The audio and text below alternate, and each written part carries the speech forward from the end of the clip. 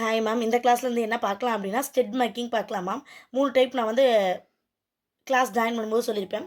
So, இந்த மாதிரி 3D டைப்பில் பண்ணியிருக்கேன் மேம். நான் கிளியராக சொல்லிடுறேன். இந்த மாதிரி ஸ்டெட் மேக் பண்ணுறதுக்கு 1/2 இன்ச் MDF போர்டில் மட்டும் செஞ்சு கொடுங்க மேம். 1 இன்ச்சுக்கு போகாதீங்க.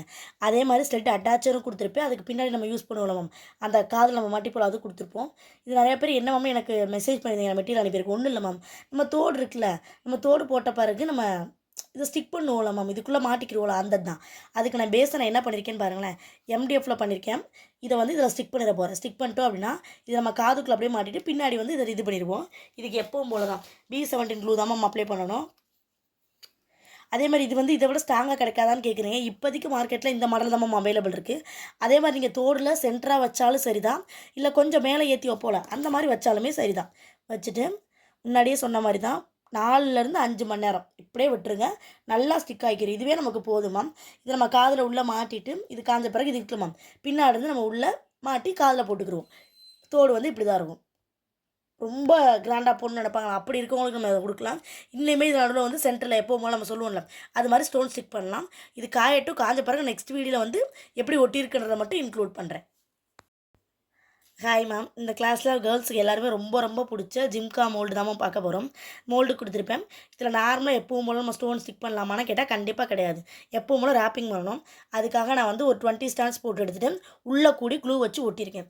இப்போ இது என்ன பண்ணணும் அப்படின்னா, அப்போ அது மாதிரியே தான் மேம் நம்ம எடுத்துகிட்டு நல்லா இழுத்து இதுக்குள்ளே இப்போ விடணும்.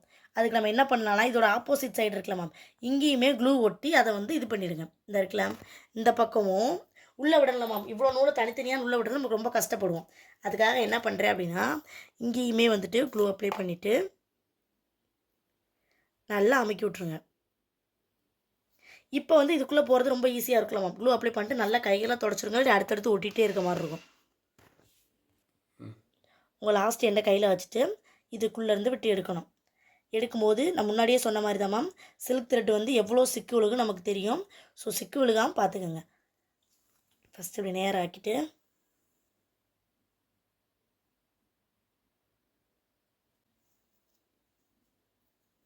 உள்ளே போயிடுச்சுன்னா இப்போ அட்ஜஸ்ட் பண்ணிக்கலாம். இதை நல்லா அட்ஜஸ்ட் பண்ணிவிட்டு நம்ம இதையுமே நேராக இழுத்து விடலாம்.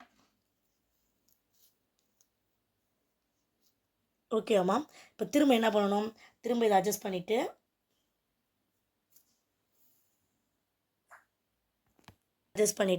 இழுத்து கொண்டு வந்து இங்கே பாருங்கள், இங்கே டைட்டாக பிடிச்சிக்கோங்க. உள்ளே விட்டுட்டு இந்த ரேப்பிங் கொஞ்சம் கஷ்டமாக தான் இருக்கும். ஆனால் அவுட்புட் நமக்கு நல்லாயிருக்கும். இதிலே டபுள் கலர்லாம் பண்ணுவாங்க. நான் அதெல்லாம் எப்படின்னு சொல்கிறேன். ஃபஸ்ட்டு சிங்கிள் கலர் பார்க்கலாம். அட்ஜஸ்ட் பண்ணிவிட்டு அந்த ஒயிட்லாம் தெரியாத மாதிரி ஃபஸ்ட் நல்லா இழுத்து விடுங்க. உங்களுக்கு தெரியுதா? நல்லா இப்படி இழுத்து விட்ட பிறகு திரும்ப அடுத்ததுக்கு போகலாம்.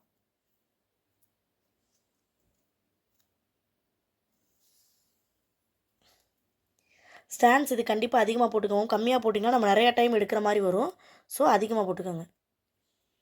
இப்படி எடுக்கிறது கண்டிப்பாக உங்களுக்கு கஷ்டமாக தான் இருக்கும். அதுக்கு ஒரு ஈஸி மெத்தட் சொல்கிறேன். இப்போ இங்கேருந்து இழுத்துட்டு இந்த இருக்குல்ல, இந்த ஹோல்ஸுக்கு மேலே கொண்டு போய் உங்கள் கட்டை விரலை வச்சு அழுத்தி பிடிச்சிக்கோங்க. பிடிச்சிட்டு நம்ம வீட்டில் இந்த பூ குத்துரை கேர்பின் இருக்கலாம் சின்ன சைஸன், அதை இதுக்குள்ளே விட்டுட்டு எல்லா நூலும் உள்ளே ஸ்டிக் ஆகிற மாதிரி விட்டுட்டு அப்படியே இழுத்துடலாம். நம்ம ரொம்பவே ஈஸியாக இருக்கும் மேம். நம்ம அப்படி பண்ணுறதுக்கு இது ரொம்ப ஈஸியாக இருக்கும்.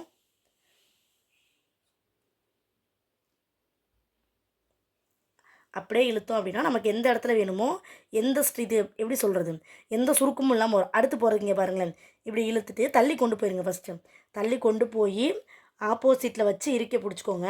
இறுக்கி பிடிச்சிட்டு இப்போ இந்த ஹோல்ஸ் தெரியுதுல, இந்த ஹோல்ஸ்குள்ளே திரும்ப உள்ளே விட்டுட்டு இந்த இருக்கலாம் எல்லா இதையும் உள்ளே விட்டுட்டு இந்த மாதிரி டைப் இல்லாமல் இந்த பின்லாம் வச்சுருப்பீங்களா, கொண்ட ஊசி பின் சொல்லுவீங்கள்ல, அந்த இது இருந்தால் இன்னுமே பெட்டராக இருக்கும். ஏன்னா இந்த கூட அந்த வளைவுகள் இருக்குது. நம்ம எடுத்ததுக்கும் இப்போ எடுத்ததுக்கு பாருங்களேன், நீட்டாக வரும். நல்லா இழுத்துட்டு உங்களுக்கு எங்கே வரப்போகுது, இங்கே தான் வரப்போகுது. ஸோ ஆப்போசிட்டில் கொண்டு போய் வச்சுட்டு எப்பவும் போல அந்த பின்னை யூஸ் பண்ணிடலாம். எனக்கு இது கொஞ்சம் ஈஸியாக இருக்க மாதிரி இருக்கும் மேம். அதுக்கு கீழே வந்து அந்த பின்னில் மட்டும் நூல் சிக்காமல் பார்த்துக்கோங்க. அப்படியே இழுத்துட்டு வந்துட வேண்டியதான். உங்களுக்கு தெரியுதா? இப்போ இந்த இடத்துல வரப்போகிறோம்ல, இந்த இடத்துக்கு ஃபஸ்ட்டு இழுத்து ஆப்போசிட்டில் கொண்டு